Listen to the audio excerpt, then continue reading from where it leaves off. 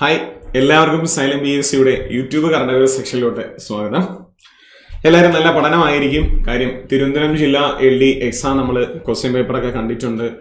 വലിയൊരു ടഫായിട്ട് നമുക്കൊന്നും feel ചെയ്തിട്ടുണ്ടായിരിക്കില്ല. Current affair ആയിരുന്നാൽ പോലും നമ്മൾ ക്ലാസ്സിലെല്ലാം ചർച്ച ചെയ്യപ്പെട്ട പഠിച്ച കാര്യങ്ങൾ തന്നെയാണ് കൂടുതലും ചോദിച്ചിട്ടുള്ളത്. നമുക്ക് ഇന്ന് നമ്മൾ അതുമായി ബന്ധപ്പെട്ട് കഴിഞ്ഞ പ്രാവശ്യം തിരുവനന്തപുരം ജില്ലയിൽ നടന്ന LD എക്സാമുമായി ബന്ധപ്പെട്ട് കറണ്ട് അഫയറിൽ ചോദിച്ച ഒന്ന് രണ്ട് ക്വസ്റ്റ്യൻസ് റിലേറ്റ് ചെയ്തിട്ട് നമുക്ക് എന്ത് ചെയ്യാം, കുറച്ച് കാര്യങ്ങളൊന്ന് പഠിച്ചിട്ട് പോകാം.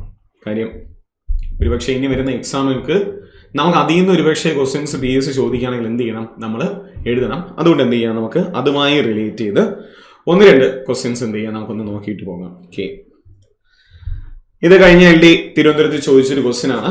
ഓക്കെ, ക്വസ്റ്റ്യൻ നമുക്ക് വളരെ എളുപ്പമാണ് എങ്കിലും ആ ഓപ്ഷൻ തന്നിരിക്കുന്ന രീതി നമുക്ക് വളരെ കൺഫ്യൂസ്ഡ് ഉണ്ടാക്കി പോകാം എന്നുള്ളതും കൂടിയാണ്. ഇങ്ങനെ ഒരു ഓപ്ഷൻ തന്നെ നമുക്ക് ഒരുപക്ഷെ പലർക്കും തെറ്റിപ്പോയിട്ടുണ്ടായിരിക്കാം. കാര്യം എക്സാം സമയത്ത് നമ്മൾ അത്രയും ടെൻഷനോടൊക്കെ എഴുതുന്ന സമയത്ത് നമ്മൾ ആൻസർ ഏത് നോക്കിയിട്ട് നമ്മൾ പിന്നെ അർപ്പിച്ചിട്ടൊക്കെ പോയിട്ടുണ്ടായിരിക്കും. ക്വസ്റ്റ്യൻ ഒന്ന് വായിക്കാം.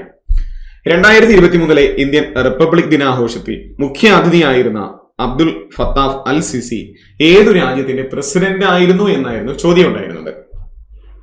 Option: Arab republic of Egypt, Iraq, ദക്ഷിണാഫ്രിക്ക, ശ്രീലങ്ക. അല്ലെ, നമുക്കറിയാം അദ്ദേഹം ഈജിപ്ഷ്യൻ പ്രസിഡന്റ് ആയിരുന്ന വ്യക്തിയാണെന്ന് നമുക്കറിയാം. അല്ലെ, തീർച്ചയായിട്ടും നമ്മൾ ഒന്ന് എന്നുള്ളത് സ്വാഭാവികമായിട്ടും ഒന്ന് എന്നുള്ളത് നമ്മൾ ക്വസ്റ്റ്യൻ പേപ്പറിൽ ടിക്ക് ചെയ്തിട്ടുണ്ടായിരിക്കും.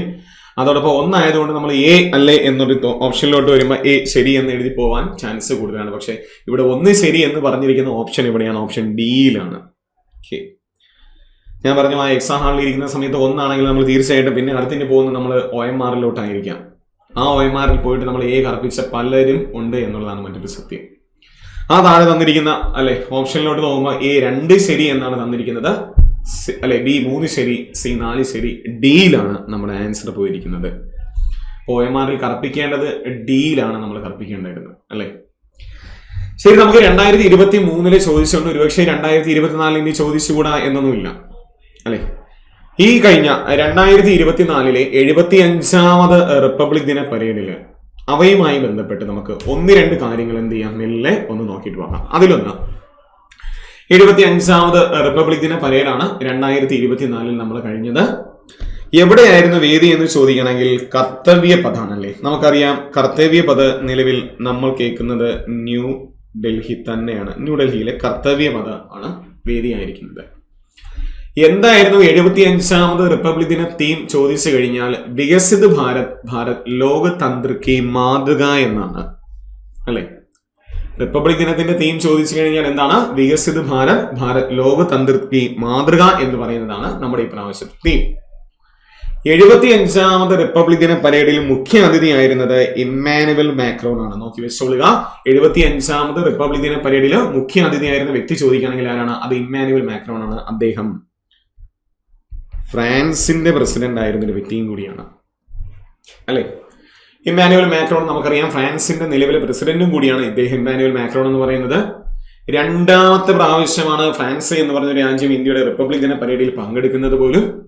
ആ ഫ്രാൻസിന്റെ സൈന്യം ഇന്ത്യയുടെ റിപ്പബ്ലിക് ദിന പരേഡിൽ പങ്കെടുത്തു എന്നുള്ളത് മറ്റൊരു സത്യം കൂടിയായിരുന്നു. അപ്പോ 75ാമത് റിപ്പബ്ലിക് ദിന പരേഡിൽ പങ്കെടുത്തത് അത് മുഖ്യ അതിഥിയായിരുന്ന വ്യക്തി ചോദിക്കുകയാണെങ്കിൽ അത് ഇമ്മാനുവൽ മാക്രോൺ ആണ്. അദ്ദേഹം ഫ്രാൻസിന്റെ പ്രസിഡന്റ് ആയിരുന്നു. 75ാമത് റിപ്പബ്ലിക് ദിന പരേഡിൽ ഇന്ത്യയോടൊപ്പം സൈനിക പരേഡിൽ പങ്കെടുത്ത രാജ്യം ഏത് തന്നെയാണ്? അതും ഫ്രാൻസ് തന്നെയാണ്. ഫ്രാൻസിന്റെ സൈന്യം എന്ത് ചെയ്യാണ്? നമ്മൾ ഇതോടൊപ്പം പരേഡിൽ പങ്കെടുക്കുകയാണ്. അപ്പൊ ഇവിടുത്തെ എന്തായിരുന്നു നമ്മുടെ തീം എന്ന് ചോദിക്കുകയാണെങ്കിൽ എന്താണ്? വികസിത് ഭാരത്, ഭാരത് ലോകതന്ത്ര കി മാതൃക എന്ന് പറഞ്ഞതായിരുന്നു നമ്മുടെ ഈ പ്രാവശ്യത്തെ തീം. എന്നാൽ ടാബ്ലോയിൽ നമുക്കറിയാം റിപ്പബ്ലിക് ദിന പരേഡിൽ ഇപ്രാവശ്യവും കേരളത്തിന്റെ ടാബ്ലോ നിരസിക്കുകയാണ് ചെയ്യുന്നത്. എന്നാൽ ഈ ടാബ്ലോയിൽ നമുക്ക് നൽകിയിരിക്കുന്ന വിഷയം എന്തായിരുന്നു? നാരീശക്തി അല്ലെങ്കിൽ സ്ത്രീ ശാക്തീകരണം എന്ന് പറയുന്ന വിഷയത്തെ ആസ്പദമാക്കിയായിരുന്നു ഇപ്രാവശ്യത്തെ ടാബ്ലോ പോയിരുന്നത്. അല്ലെ, 2024 75ാമത് റിപ്പബ്ലിക് ദിന പരേഡിന്റെ ടാബ്ലോയുടെ തീമായിരുന്നു നാരീശക്തി അല്ലെങ്കിൽ സ്ത്രീ ശാക്തീകരണം എന്ന് പറയുന്നത്. അതില് പബ്ലിക് ചോയ്സിൽ അവാർഡിൽ 1ാം സ്ഥാനം നേടിയ സംസ്ഥാനം ചോദിച്ചു കഴിഞ്ഞാൽ ഗുജറാത്ത് ആണ്. പബ്ലിക് ചോയ്സ് അവാർഡിൽ 1ാം സ്ഥാനം നേടിയ സംസ്ഥാനം ചോദിച്ചു കഴിഞ്ഞാൽ ഏതാണ്? അത് ഗുജറാത്ത് ആണ് 1ാം സ്ഥാനം നേടിയിരിക്കുന്നത്. എന്നാൽ 75ാമത് റിപ്പബ്ലിക് ദിന പരേഡിന്റെ ഭാഗമായി അവതരിപ്പിച്ച ടാബ്ലോയിൽ സംസ്ഥാനങ്ങളിൽ നിന്നും ഒന്നാം സ്ഥാനം നേടിയിരിക്കുന്ന ഏത് സ്റ്റേറ്റ് എന്ന് ചോദിച്ചാൽ അത് ഒഡീഷയാണ്. നമുക്ക് പ്രധാനം ഇത് തന്നെയാണ്. പബ്ലിക് ചോയ്സിനേക്കാൾ ഒരു പക്ഷേ കൂടുതൽ നമ്മളോട് ചോദിക്കാൻ ചാൻസ് കൂടുതൽ ഇത് തന്നെയായിരിക്കാം. 75ാമത് റിപ്പബ്ലിക് ദിന പരേഡിന്റെ ഭാഗമായി അവതരിപ്പിച്ച ടാബ്ലോയിൽ സംസ്ഥാനങ്ങളിൽ നിന്നും ഒന്നാം സ്ഥാനം നേടിയിരിക്കുന്നത് ഏത് സംസ്ഥാനം എന്ന് ചോദിച്ചു കഴിഞ്ഞാൽ അത് ഒഡീഷയാണ്. അവരുടെ theme woman empowerment in Viksit Bharat എന്ന് പറയുന്നതാണ് അവരുടെ തീമായിരുന്നത്. Woman empowerment in Viksit Bharat എന്ന് പറയുന്നതായിരുന്നു ഒഡീഷയുടെ തീമായിരുന്നത്. അപ്പൊ പബ്ലിക് ചോയ്സിൽ ഗുജറാത്ത് കൊണ്ടുപോയി, എന്നാൽ സംസ്ഥാനങ്ങളിലെ ടേബിളുകളിൽ ഒന്നാം സ്ഥാനം ചോദിച്ചു കഴിഞ്ഞാൽ ഏതാണ്? അത് ഒഡീഷയാണ്. ഇനി മികച്ച മന്ത്രാലയങ്ങൾ, കേന്ദ്ര സാംസ്കാരിക മന്ത്രാലയം എന്ത് ചെയ്യാണ്? അതിൽ ഒന്നാം സ്ഥാനം നേടുകയാണ്. മികച്ച മന്ത്രാലയങ്ങൾ, കേന്ദ്ര മന്ത്രാലയങ്ങളിൽ ഒന്നാം സ്ഥാനം നേടിയിരിക്കുന്നത് ഏതെന്ന് ചോദിച്ചു കഴിഞ്ഞാൽ അതാണ് അത് സാംസ്കാരിക മന്ത്രാലയമാണ്. കേന്ദ്ര സാംസ്കാരിക മന്ത്രാലയമാണ് അല്ലെ. കേന്ദ്ര സാംസ്കാരിക വകുപ്പ് നിലവിൽ കൈകാര്യം ചെയ്യുന്നത് ആരാണ്? ഗജേന്ദ്ര സിംഗ് ഷെഖാവത്ത് ആണ്. ഓർത്ത് വെച്ചോണം. ഗജേന്ദ്ര സിംഗ് ഷെഖാവത്ത് ആണ് നിലവിൽ എന്ത് ചെയ്യുന്നത്? കേന്ദ്ര സാംസ്കാരിക മന്ത്രാലയം കൈകാര്യം ചെയ്യുന്ന മന്ത്രി ചോദിച്ചു കഴിഞ്ഞാൽ ആരാണ്? അത് ഗജേന്ദ്ര സിംഗ് ഷെഖാവത്ത് ആണ്. അപ്പോൾ മികച്ച മന്ത്രാലയങ്ങളിൽ ഒന്നാം സ്ഥാനം നേടിയ ചോദിക്കുകയാണെങ്കിൽ അത് സാംസ്കാരിക മന്ത്രാലയമാണ്. അവരുടെ തീമായിരുന്നത് ഭാരത് ജനാധിപത്യത്തിന്റെ മാതാവ് എന്ന് പറയുന്ന ഒരു തീമായിരുന്നു. പബ്ലിക് ചോയ്സിൽ ഒന്നാം സ്ഥാനം നേടിയത് ഗുജറാത്ത് ആയിരുന്നു. സംസ്ഥാനങ്ങളിൽ ഒന്നാം സ്ഥാനം നേടിയത് അത് ഒഡീഷയായിരുന്നു. മികച്ച മന്ത്രാലയങ്ങളിൽ ഒന്നാം സ്ഥാനം നേടിയത് അത് സാംസ്കാരിക മന്ത്രാലയമായിരുന്നു. കേന്ദ്ര സാംസ്കാരിക മന്ത്രാലയം ഒന്നാം സ്ഥാനം നേടി. ഇനി ഈ കഴിഞ്ഞ 75ാമത് റിപ്പബ്ലിക് ദിന പരേഡിൽ നമുക്ക് കുറച്ച് മലയാളി സാന്നിധ്യങ്ങൾ ഉണ്ടായിരുന്നു അല്ലെ. അതിൽ നമുക്ക് 4 പ്രധാനപ്പെട്ട മലയാളി സാന്നിധ്യങ്ങളിൽ ഒഡീഷയിൽ റിപ്പബ്ലിക് ദിന പരേഡ് നയിച്ച മലയാളി വനിതയായിരുന്നാണ്. 75ാമത് റിപ്പബ്ലിക് ദിന പരേഡിൽ 2024 ഒഡീഷയിൽ റിപ്പബ്ലിക് ദിന പരേഡ് നയിച്ച മലയാളി വനിത ചോദിക്കുകയാണെങ്കിൽ അത് AB ശില്പ IPS ആണ് അല്ലെ. ഒഡീഷ നമുക്കറിയാം ശില്പ നഗരങ്ങൾ കൊണ്ട് പ്രസിദ്ധമായിട്ടുള്ള ഒരു സംസ്ഥാനം കൂടിയാണ് ഒഡീഷ അല്ലെ. കൊണാർക്കിലെ സൺ ടെമ്പിൾ. സോ ഒന്ന് ഓർത്ത് വെച്ചേക്കുക. അപ്പൊ ഒഡീഷയിൽ ആരെന്ന് ചോദിച്ചു കഴിഞ്ഞാൽ ആരാണ്? അത് ശില്പ IPS ആണ്. ഡൽഹിയിൽ ആരാണ്? ഡൽഹി വനിതാ പോലീസിനെ നയിച്ച മലയാളി. അവിടെയും ഒരു മലയാളി സാന്നിധ്യം. ഡൽഹി വനിതാ പോലീസിനെ നയിച്ച മലയാളി ആരെന്ന് ചോദിക്കുകയാണെങ്കിൽ അത് ശ്വേത കെ സുഗതനാണ്. ശ്വേത കെ സുഗതൻ. ഒഡീഷയിലെ ശില്പയും ഡൽഹിയിൽ ആരാണ്? ഡൽഹി വനിതാ പോലീസിനെ നയിച്ച മലയാളി ചോദിച്ചു കഴിഞ്ഞാൽ ആരാണ്? അത് ശ്വേത കെ സുഗതനാണ്. ഇനി അതോടൊപ്പം 2 മലയാളികൾ കൂടി നമ്മൾ ഓർത്ത് വെച്ചേക്കുക. ഇന്ത്യൻ നാവികസേനയെ നയിച്ച പ്ലാറ്റൂൺ കമാൻഡർ ആരെന്നാണ്. നമ്മുടെ 75ാമത് റിപ്പബ്ലിക് ദിന പരേഡിൽ ഇന്ത്യൻ നാവികസേനയെ നയിച്ച പ്ലാറ്റൂൺ കമാൻഡർ ആരെന്ന് ചോദിച്ചു കഴിഞ്ഞാൽ ദേവികയാണ്. ദേവിക അല്ലെ. നമ്മൾ ക്ലാസ്സിൽ പറഞ്ഞതാണ് നാവിക ദേവിക. ഒന്ന് ഓർത്ത് വെച്ചിരുന്നാൽ മതി. നാവിക ദേവിക. നാവികസേനയെ നയിച്ച പ്ലാറ്റൂൺ കമാൻഡർ ആരെന്ന് ചോദിച്ചു കഴിഞ്ഞാൽ ആരാണ്? അത് ദേവികയാണ്. ദേവിക. അതോടൊപ്പം നമുക്ക് ഇമ്പോർട്ടന്റ് ആയിട്ടുള്ള ഒരു വ്യക്തിയാണ് പ്രണവ് എന്ന് പറയുന്ന ഒരു വ്യക്തി. 2024 റിപ്പബ്ലിക് ദിന ആഘോഷ പരിപാടിയിൽ കേരളത്തെ പ്രതിനിധീകരിച്ച ആദിവാസി ബാലൻ ആര് എന്നാണ്. 2024 റിപ്പബ്ലിക് ദിന ആഘോഷ പരിപാടിയിൽ കേരളത്തെ പ്രദാനം ചെയ്ത ആദിവാസി ബാലന്റെ പേര് പ്രണവ് എന്നാണ്. അദ്ദേഹത്തിന്റെ പേര് പ്രണവ് എന്നാണ് അല്ലെ. ഈ കഴിഞ്ഞ ST വിഭാഗം സ്കോളർഷിപ്പ് പരീക്ഷയിൽ ഏറ്റവും മികച്ച മാർക്ക് നേടിയ വ്യക്തിയും കൂടിയാണ് പ്രണവ് എന്ന് പറഞ്ഞൊരു വ്യക്തി. അദ്ദേഹത്തെയാണ് 2024 75ാമത് റിപ്പബ്ലിക് ദിന ആഘോഷ പരിപാടിയിൽ കേരളത്തെ പ്രതിനിധീകരിച്ച ആദിവാസി ബാലനായിട്ട് മാറിയ വ്യക്തി ആരെന്ന് ചോദിച്ചാൽ ആരാണ്? അത് പ്രണവാണ്. അപ്പോ ഇത്രയും കാര്യം കൂടി എന്ത് ചെയ്യുക? ഒന്ന് ജസ്റ്റ് ഒന്ന് ഓർത്ത് വെച്ചേക്കുക. അപ്പൊ PSC കഴിഞ്ഞ പ്രാവശ്യം നമ്മളോട് റിപ്പബ്ലിക് ദിന പരേഡിൽ 2023 പങ്കെടുത്ത വ്യക്തി ചോദിച്ചുകൊണ്ട് അതുമായി റിലേറ്റ് ചെയ്ത് ചോദിക്കുകയാണെങ്കിൽ തീർച്ചയായിട്ടും എന്ത് ചെയ്യുക? എഴുതുക എന്നുള്ളതാണ്. നമുക്ക് അടുത്ത ക്വസ്റ്റ്യനിലോട്ട് മെല്ലെ പ്രവേശിക്കാം. ക്വസ്റ്റ്യൻ 2 തവണ ആവർത്തിച്ചതാണ്. നമുക്ക് ക്വസ്റ്റ്യൻ 2 തവണ ആവർത്തിച്ചതാണ്. 2 മാർക്ക് നമുക്ക് സിമ്പിളായിട്ട് കിട്ടേണ്ട ഒരു ക്വസ്റ്റ്യനും കൂടിയാണ് അല്ലെ. 2024 ലോക പരിസ്ഥിതി ദിന ആഗോള ആഘോഷങ്ങൾക്ക് ആതിഥേയം വഹിച്ച രാജ്യം ഏതെന്നായിരുന്നു ക്വസ്റ്റ്യൻ. 2024 ലോക പരിസ്ഥിതി ദിന ആഗോള ആഘോഷങ്ങൾക്കും അതോടൊപ്പം ചോദിച്ചു അല്ലെ ആഘോഷങ്ങൾക്ക് ആതിഥേയം വഹിച്ച രാജ്യം ഏതാണ് അല്ലെ. 24 ആതിഥേയത്വം വഹിച്ച രാജ്യം ഏതാണ്? അത് സൗദി അറേബ്യയാണ്. സൗദി അറേബ്യ അല്ലെ. നമുക്കറിയാം 2023 കോറ്റ് ദി ഐവറി കോസ്റ്റ്. 2024 2022 സ്വീഡനാണ് ആതിഥേയം വഹിച്ചത്. 2022 സ്വീഡനായിരുന്നു ആതിഥ്യം വഹിക്കുന്നത്. ഇനി നമ്മളോട് ഇനി ചോദിക്കുകയാണ് 2025 അല്ലേ, 2025 അത് റിപ്പബ്ലിക് ഓഫ് കൊറിയയാണ്. 2025 ലോക പരിസ്ഥിതി ദിനത്തിന് ആതിഥേയം വഹിക്കുന്ന രാജ്യം ഏതെന്ന് ചോദിച്ചു കഴിഞ്ഞാൽ അത് ഏതാണ്? റിപ്പബ്ലിക് ഓഫ് കൊറിയയും. 26 വേദിയായിട്ടുണ്ട്. 26 അസർബൈജാൻ ആണ്.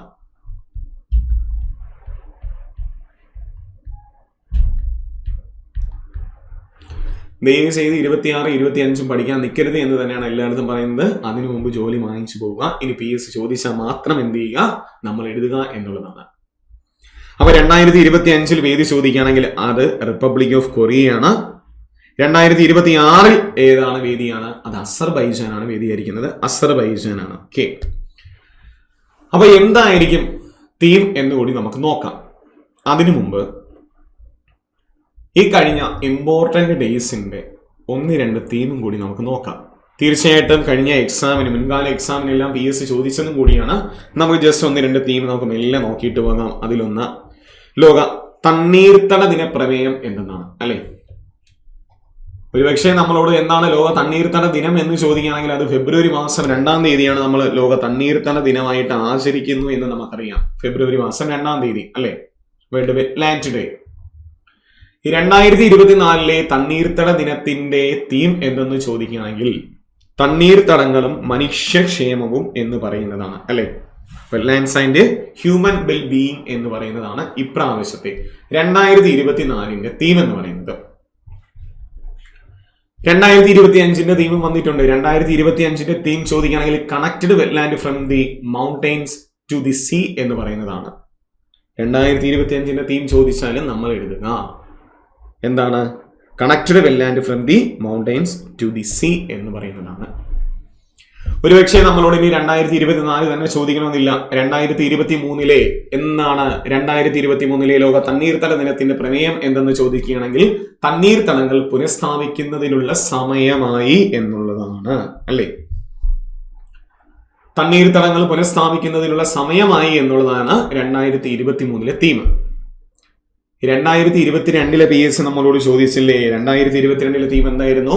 മനുഷ്യർക്കും പ്രകൃതിക്കും വേണ്ടിയുള്ള തണ്ണീർത്തടങ്ങളുടെ പ്രവർത്തനം എന്നുള്ളതായിരുന്നു. Okay, wetland action for people and nature എന്ന് പറയുന്നതായിരുന്നു അല്ലെ.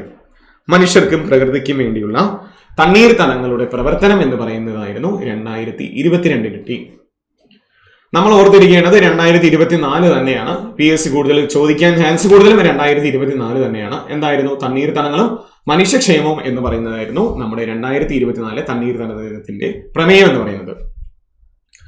ഓർക്കുക, പഠിക്കാൻ വേണ്ടിയിട്ടാണ്. 25 ചോദിക്കുകയാണെങ്കിൽ connected wetland from the mountain to the sea എന്ന് പറയുന്നതാണ്.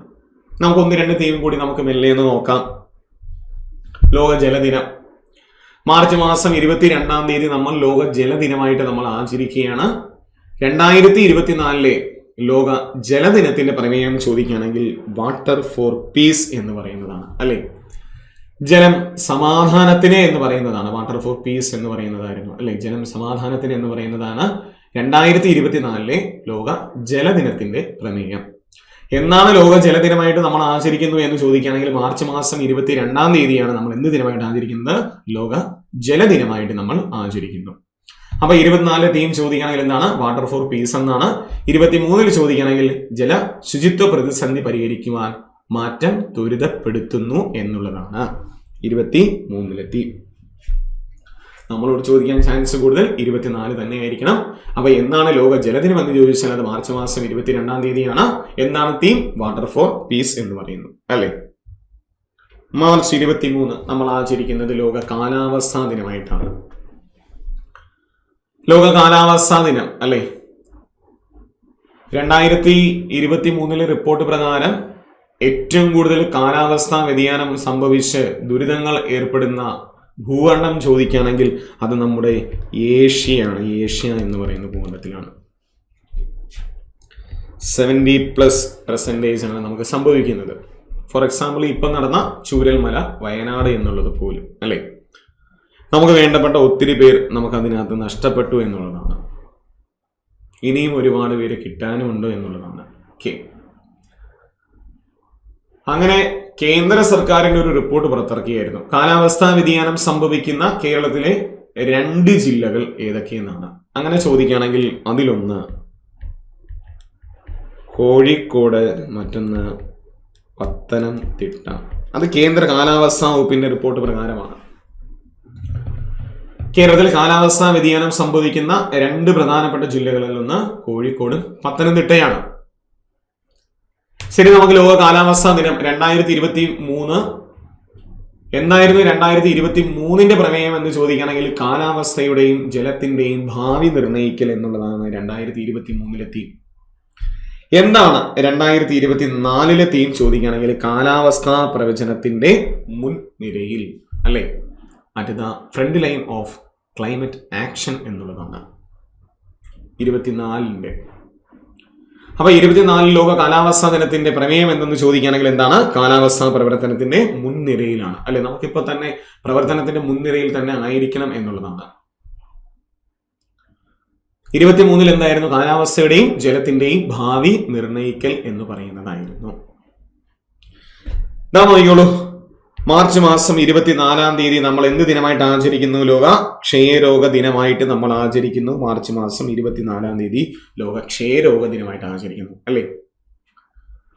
2024 ലോക ക്ഷയരോഗ ദിനത്തിന്റെ പ്രമേയം ചോദിച്ചു കഴിഞ്ഞാൽ yes we can end TB, നമ്മൾ TB അവസാനിപ്പിക്കും എന്നുള്ളതാണ്. ഇത് തന്നെയാണ് 2023 പ്രമേയവും.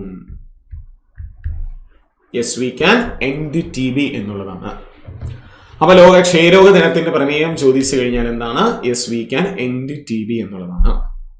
എന്താണ് ക്ഷയരോഗ ദിനമായിട്ട് ആചരിക്കുന്നു എന്ന് ചോദിച്ചാൽ എന്താണ്? അത് മാർച്ച് മാസം 24-ാം തീയതിയാണ് നമ്മൾ എന്ത് ദിനമായിട്ട് ആചരിക്കുന്നത്? ലോക ക്ഷയരോഗ ദിനമായിട്ട് ആചരിക്കുന്നത്. ലോക ആരോഗ്യ ദിനം 2023 ഏപ്രിൽ മാസം 7-ാം തീയതി ലോക ആരോഗ്യ സംഘടനയുടെ 2023 ഏപ്രിൽ മാസം 7-ാം തീയതി ലോക ആരോഗ്യ സംഘടനയുടെ 75-ാമത് വാർഷികമാണ് ആചരിച്ചത്. നിലവിൽ വേൾഡ് ഹെൽത്ത് ഓർഗനൈസേഷന്റെ മേധാവി ടെഡ്രോസ് അദോനം ഗബ്രിയേസ് എന്ന് പറഞ്ഞൊരു വ്യക്തിയും കൂടിയാണ്. ആ ലോക ആരോഗ്യ സംഘടന ഏപ്രിൽ മാസം 7-ാം തീയതി ലോക ആരോഗ്യ ദിനമായിട്ട് ആചരിക്കുകയാണ്, അല്ലേ? ലോക ആരോഗ്യ ദിനമായിട്ട് ആചരിക്കുന്നത് PSC അല്ലാണ്ട് തന്നെ ചോദിച്ചിട്ടുണ്ട്. ഏപ്രിൽ മാസം 7-ാം തീയതിയാണ് ലോക ആരോഗ്യ ദിനമായിട്ട് ആചരിക്കുന്നത്. ഏപ്രിൽ മാസം 7-ാം തീയതിയാണ്. PSC ഏറ്റവും കൂടുതൽ തവണ ചോദിച്ചിട്ടുള്ള ദിനങ്ങളിൽ ഒന്ന് ലോക ആരോഗ്യ ദിനം, തണ്ണീർത്തട ദിനം, ലോക ജനസംഖ്യാ ദിനം, LD എക്സാമിന് ചോദിച്ചതിൽ ഒന്നാണ് ഇപ്പതായി അവസാനമായിട്ട് ചോദിച്ചു നിർത്തിയിരിക്കുന്ന നമ്മുടെ അൽഷിമേഴ്സ് ഡേ, അല്ലെ? സെപ്റ്റംബർ മാസം 21-ാം തീയതിയാണ് അൽഷിമേഴ്സ് ഡേ ആയിട്ട് ആചരിക്കുന്നത്. അതിന് മുമ്പിലത്തെ നടന്ന LDയിലും അതേ ക്വസ്റ്റ്യൻ, അൽഷിമേഴ്സുമായി ബന്ധപ്പെട്ടൊരു ക്വസ്റ്റ്യൻ തന്നെ ചോദിച്ചായിരുന്നു. പ്രീവിയസ് ക്വസ്റ്റ്യൻ വർക്കെങ്കിൽ നമുക്കത് തീർച്ചയായിട്ടും കിട്ടണം. കേന്ദ്ര നാഡീ വ്യവസ്ഥകളുടെ തകരാറ് മൂലമോ സെറിബൽ കോർട്ടക്സിന്റെ പ്രവർത്തനക്ഷമത മൂലമോ ഉണ്ടാകുന്ന രോഗം എന്ന ക്വസ്റ്റ്യൻ LDക്ക് നമ്മളോട് ചോദിച്ചതാണ്. അൽഷിമേഴ്സ് ആണ്. അപ്പൊ 2024 ലോക ആരോഗ്യ ദിനത്തിന്റെ പ്രമേയം ചോദിച്ചു കഴിഞ്ഞാൽ മൈ ഹെൽത്ത് മൈ റൈറ്റ് എന്നുള്ളതാണ്, അല്ലെ? എന്റെ ആരോഗ്യം എന്റെ അവകാശം എന്നുള്ളതാണ്. നല്ല തീമാണ്. എന്റെ ആരോഗ്യം എന്റെ അവകാശം എന്നുള്ളതാണ് 2024 തീം. എന്റെ ആരോഗ്യം എന്റെ അവകാശമാണ്. 23 ഹെൽത്ത് ഫോർ ആൾ എന്ന് പറയുന്നതാണ് എല്ലാവർക്കും ആരോഗ്യം, അല്ലെ? 2023 ലോക ആരോഗ്യ ദിനത്തിന്റെ പ്രമേയം ചോദിച്ചു കഴിഞ്ഞാൽ അത് ഹെൽത്ത് ഫോർ ആൾ എന്നാണ്, എല്ലാവർക്കും ആരോഗ്യം എന്നുള്ളതാണ്. 2024 തീം ചോദിക്കുകയാണെങ്കിൽ മൈ ഹെൽത്ത് മൈ റൈറ്റ് എന്നുള്ളതാണ്. എന്റെ ആരോഗ്യം എന്റെ അവകാശം എന്നുള്ളതാണ് 2024 ലോക ആരോഗ്യ ദിനത്തിന്റെ തീം എന്ന് പറയുന്നത്. അന്താരാഷ്ട്ര ജൈവ വൈവിധ്യ ദിനമായിട്ട് ആചരിക്കുന്ന മെയ് മാസം 22-ാം തീയതിയാണ്. ലോക തണ്ണീർത്തട ദിനം പോലെ ചോദിക്കുന്നതാണ് അന്താരാഷ്ട്ര ജൈവ വൈവിധ്യ ദിനം, അല്ലെ? 2024 അന്താരാഷ്ട്ര ജൈവ വൈവിധ്യ ദിനത്തിന്റെ പ്രമേയം ചോദിക്കുകയാണെങ്കിൽ be part of the plan എന്നുള്ളതാണ്, അല്ലെ? നമ്മൾ ഇതിന്റെ ഭാഗമായി മാറുക, be part of the plan. അപ്പൊ 2024 അന്താരാഷ്ട്ര ജൈവ വൈവിധ്യ ദിനത്തിന്റെ തീം ചോദിച്ചു കഴിഞ്ഞാൽ be part of the plan എന്നുള്ളതാണ്. 2023 തീം ഒന്ന് നോക്കി. From agreement to action build back biodiversity എന്നുള്ളതാണ്. കരാറിൽ നിന്നും പ്രവർത്തനത്തിലേക്ക് ജൈവ വൈവിധ്യങ്ങൾ പുനഃസ്ഥാപിക്കുക എന്നുള്ളതാണ്. ജൈവ വൈവിധ്യങ്ങൾ പുനഃസ്ഥാപിക്കുക 2023. 24 നമ്മൾ അതിന്റെ പാർട്ടായിട്ട് മാറുക. അങ്ങനെ ചിന്തിച്ചാലും മതി. 23 ജൈവ വൈവിധ്യം പുനഃസ്ഥാപിക്കുക, 24 നമ്മൾ ഇതിന്റെ പാർട്ടായിട്ട് മാറുക. 24 എന്ന് പറയാൻ ഇപ്പം ഈ വർഷം 24 B part of the plan എന്നുള്ളതാണ്. അപ്പൊ അന്താരാഷ്ട്ര ജൈവ വൈവിധ്യ ദിന തീം ചോദിക്കുകയാണെങ്കിൽ എന്താണ്? B part of the plan. അത് 2024 23 ജൈവ വൈവിധ്യം പുനഃസ്ഥാപിക്കുക എന്നുള്ളതാണ്.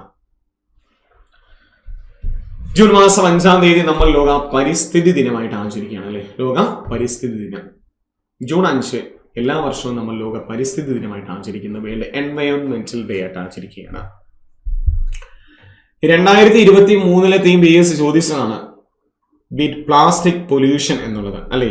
23 PSC നമ്മളോട് ചോദിച്ചതാണ്. 2024 തീം എന്നൊന്ന് നോക്കി.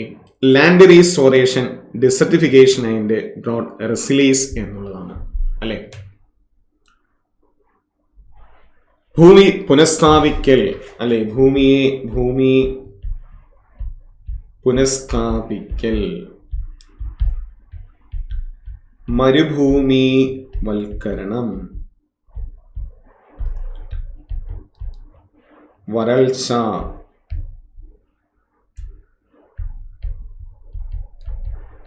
പ്രതിരോധം അല്ലെ. ഭൂമിയെ പുനഃസ്ഥാപിക്കുക, മരുഭൂമിവൽക്കരണം, വരൾച്ച, പ്രതിരോധം. അതാണ് 2024 തീം എന്ന് പറയുന്നത്. 23 ബീറ്റ് പ്ലാസ്റ്റിക് പൊല്യൂഷൻ എന്നുള്ളതാണ് ലോക പരിസ്ഥിതി ദിനത്തിന്റെ പ്രമേയം. നമ്മളോട് ഇപ്രാവശ്യം ചോദിച്ചത് ആഗോളതലത്തിൽ പരിസ്ഥിതി ദിന പ്രമേയത്തിന് വേദിയായത് എവിടെയെന്നായിരുന്നു? 2024 ചോദിച്ചു. അത് സൗദി അറേബ്യ ആയിരുന്നു. 25 നമ്മളോട് ഇനി ചോദിക്കുകയാണെങ്കിൽ അത് റിപ്പബ്ലിക് ഓഫ് കൊറിയയാണ്. കൊറിയ. 26 നമ്മൾ പഠിച്ചതാണ്. എവിടെയാണ് 26? അത് അസർബൈജാനാണ്. അസർബൈജാൻ അല്ലേ, ഓർക്കുക ഒന്ന്, അസർബൈജാനാണ്. ഓക്കെ, ഒന്നുകൂടി ഒന്ന് റിവ്യൂസ് ചെയ്ത് ജസ്റ്റ് നോക്കുക. കാര്യം നമുക്ക് ഇതിനകത്ത് നിന്ന് ഒരു മാർക്കിന് ചോദിച്ചുകൂടാ എന്നൊന്നുമില്ല. തീർച്ചയായിട്ടും ഉറപ്പായിട്ടും BS നമ്മളോട് ചോദിക്കാം. ആ പാഠഭാഗങ്ങൾ അവയിൽ നിന്നും ക്വസ്റ്റ്യൻസ് എടുത്ത് തന്നിട്ടുണ്ടെങ്കിൽ തീർച്ചയായിട്ടും അതുമായി റിലേറ്റ് ചെയ്ത് ക്വസ്റ്റ്യൻസ് നമുക്ക് പ്രതീക്ഷിക്കാം. ഓക്കെ, ജൂൺ 8 ലോക സമുദ്ര ദിനമായിട്ട് നമ്മൾ ആചരിക്കുകയാണ് അല്ലെ. ജൂൺ 8 ലോക സമുദ്ര ദിനം. ഓക്കെ, 2024 അവേക്കൻ ന്യൂ ഡെപ്ത്സ് എന്നുള്ളതാണ്. ആഴങ്ങളിലേക്ക് നമ്മൾ പോവുക. 2024 തീം.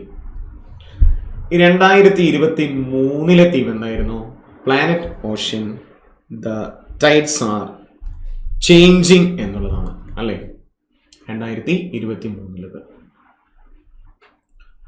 ഉറപ്പായിട്ട് ഈ വർഷം നടക്കുന്ന LD എക്സാമിന് PSC നമ്മളോട് ചോദിക്കാൻ കൂടുതൽ ചാൻസ് ഉള്ള മറ്റൊരു തീമാണ് അന്താരാഷ്ട്ര യോഗാ ദിനത്തിന്റെ തീം. എന്നാണ് യോഗാ ദിനമായിട്ട് ആചരിക്കുന്നു എന്ന് ചോദിച്ചാൽ ജൂൺ മാസം 21-ാം തീയതി നമ്മൾ യോഗാ ദിനമായിട്ട് ആചരിക്കുന്നു. 2024 ഇന്റർനാഷണൽ യോഗാ ദിനത്തിന്റെ തീം ചോദിക്കുകയാണെങ്കിൽ 2024 yoga for self and society എന്നുള്ളതാണ്. Yoga for self and society എന്നുള്ളതാണ്. Yoga for self and society എന്നുള്ളതാണ്. നമുക്കും സമൂഹത്തിനും യോഗ എന്നുള്ളതാണ്. 2023 PSC ചോദിച്ചതാണ്. 2023 യോഗ ഫോർ വസുദൈവ കുടുംബകം അല്ലേ. യോഗ ഫോർ വസുദൈവ കുടുംബകം അല്ലെങ്കിൽ one earth, one family, one future എന്നുള്ളതാണ്. യോഗ ഫോർ വസുദൈവ കുടുംബകം അല്ലെങ്കിൽ one earth, one family, one future എന്ന് പറയുന്നതായിരുന്നു 2023 യോഗാ ദിനത്തിന്റെ പ്രമേയം എന്ന് പറയുന്നത്. നമുക്കിവിടെ ഇമ്പോർട്ടന്റ് 2024 യോഗാ ദിനമാണ്. ഓർത്ത് വെച്ചേക്കുക. Yoga for self and society എന്ന് പറയുന്നതാണ് 24 പ്രമേയമായിട്ട് വന്നിരിക്കുന്നത്. ഓക്കെ, നമ്മൾ ഇതുവരെ പറഞ്ഞ കാര്യങ്ങൾ ഒന്ന് റിവൈസ് ചെയ്യുക. ഇത് ഈ വരുന്ന 7-ാം തീയതി SCERT മാത്രം 5ാം ക്ലാസ് മുതൽ 10ാം ക്ലാസ് വരെയുള്ള പാഠഭാഗങ്ങൾ 5ാം ക്ലാസ് മുതൽ 10ാം ക്ലാസ് വരെയുള്ള പാഠഭാഗങ്ങൾ പഠിക്കാൻ നിങ്ങൾക്കൊരു സുവർണ അവസരമാണ്. അതുമായിട്ട് റിലേറ്റ് ചെയ്ത് PSC വരുന്ന എക്സാമിന് ചോദിക്കുന്നതുമായി ബന്ധപ്പെട്ട് നമുക്ക് അരച്ച് കലക്കി കുടിക്കാനായിട്ടുള്ള ഒരു സെറ്റാണ്. അപ്പോൾ ഈ കോഴ്സ് ഈ വരുന്ന 7-ാം തീയതി നമ്മൾ ആരംഭിക്കാൻ പോവുകയാണ്. 5ാം ക്ലാസ് മുതൽ 10ാം ക്ലാസ് വരുന്ന SCERT പാഠപുസ്തകങ്ങൾ നിങ്ങൾക്ക് ഒന്നുകൂടി റിവൈസ് ചെയ്യാനും അത് റിലേറ്റ് ചെയ്തിട്ടുള്ള കാര്യങ്ങൾ പഠിക്കുവാനും അതുമായി PSC എന്തെങ്കിലും ചോദിച്ചാൽ നിങ്ങൾക്ക് എഴുതുവാൻ വേണ്ടിയിട്ട് ആരംഭിക്കുന്ന ഒരു കോഴ്സാണ്. ജോയിൻ ചെയ്യാൻ താല്പര്യമുള്ളവർക്ക് ഈ നമ്പറിൽ വിളിച്ച് ജോയിൻ ചെയ്യണം. LDC എന്ന മോഹവുമായിട്ട് PSC സർക്കാർ ജോലി എന്നൊരു മോഹമായിട്ട് നിങ്ങൾ മുന്നേറുകയാണെങ്കിൽ ഈ ബാച്ച് നിങ്ങൾക്ക് ഏറ്റവും പ്രയോജനം ചെയ്യുന്ന ഒരു ബാച്ച് തന്നെയായിരിക്കും. കാരണം സ്കൂൾ പാഠപുസ്തകത്തിൽ നിന്ന് PSC അതേപോലെ എടുത്തു വെച്ചാണ് നമ്മളോട് ഇപ്പോൾ ചോദിക്കുന്നത്. യാതൊരു സംശയം വേണ്ട. ആ സെന്റൻസ് അതേപോലെ എടുത്ത് വെച്ചാണ് നമ്മളോട് ചോദിക്കുന്നത് പോലും. അപ്പോൾ നിങ്ങൾക്ക് വേണ്ടിയിട്ട് ആരംഭിക്കുന്ന ഒരു ബാച്ചും കൂടിയാണ്. എന്ത് ചെയ്യുക, എത്രയും വേഗം ജോയിൻ ചെയ്യുക. ഓക്കെ, അപ്പോൾ ഇന്നത്തെ ഞാനപ്പോൾ ഒന്നും എല്ലാം വൈൻഡപ്പ് ചെയ്യുകയാണ്. നമുക്ക് മറ്റ് ക്വസ്റ്റ്യൻസും അവയുമായി റിലേറ്റ് ചെയ്തിട്ടുള്ള ക്ലാസ്സുമായിട്ട് നമുക്ക് ഉടൻ തന്നെ കാണാം. അപ്പോൾ എല്ലാവർക്കും all the best.